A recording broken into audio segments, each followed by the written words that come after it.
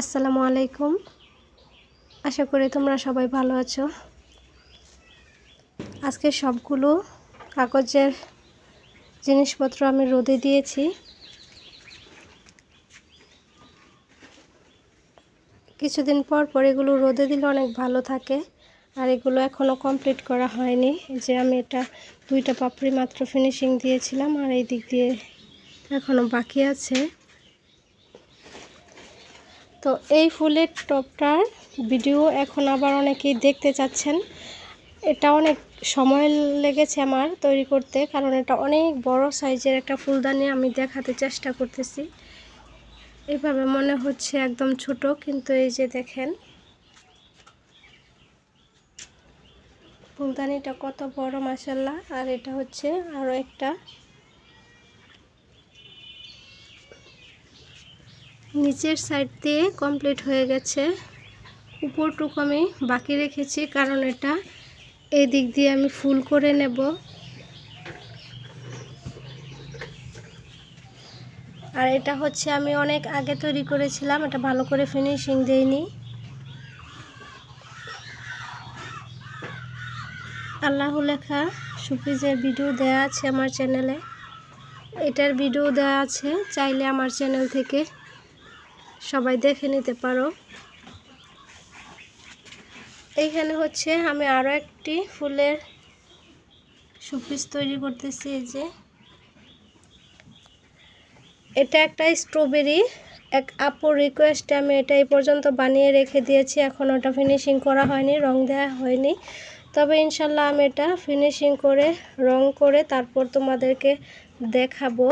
আর এটা হচ্ছে মাছের শোপিস, এটারও ভিডিও দেওয়া আছে আমার চ্যানেলে, যদি তোমাদের দরকার হয় দেখে শিখে নিতে পারো। আর এটা যখন তৈরি করেছি, এটা কাঁচা থাকতে ইঁদুরে এই পাশ থেকে খেয়ে ফেলেছে, তো আমি আবার এটা কাগজ দিয়ে লাগিয়ে দিয়েছি। এটা হচ্ছে একটা টিস্যু বক্স, আর এটা আমি নতুনভাবে বানাচ্ছি। এই ঝুড়িগুলোর ভিডিও আমার চ্যানেলে কিন্তু আমি দিয়েছি, অনেকগুলো একসাথে দেইনি, পার্ট পার্ট করে দেয়া আছে। যদি শিখতে চাও তাহলে দেখে নিবা।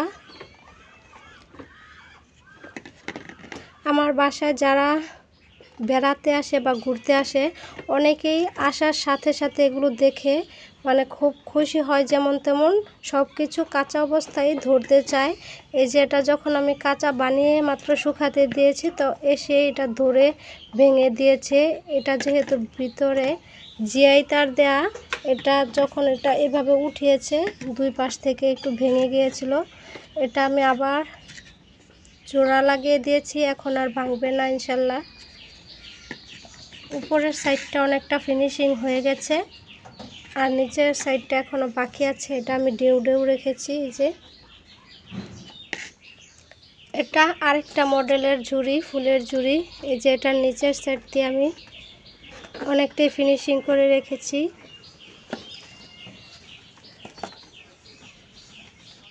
এটা ভিতরের পাশটাও ফিনিশিং করা, এখন শুধু হোয়াইট সিমেন্ট দিয়ে ভালো করে তারপর এটাকে রং করে নিলে হয়ে যাবে। আর এই কচু গাছটা অনেক আগের, আমি ছোটোবেলা বানিয়েছিলাম, এখনও ওটা আছে, আমি রোদ্রে দিয়েছি। আর এটা হচ্ছে একটা চায়ের কেটলি,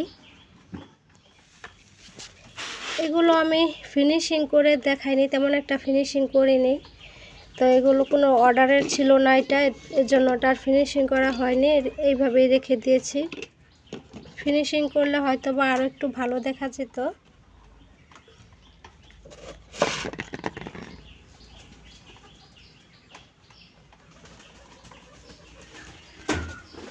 এই কর্নার র্যাকের ভিডিও তোমরা অনেকেই দেখেছো, এটা এখন আমি পুরোপুরি তৈরি করে সারতে পারিনি, আর ইচ্ছে করেও তৈরি করিনি, রেখে দিয়েছি।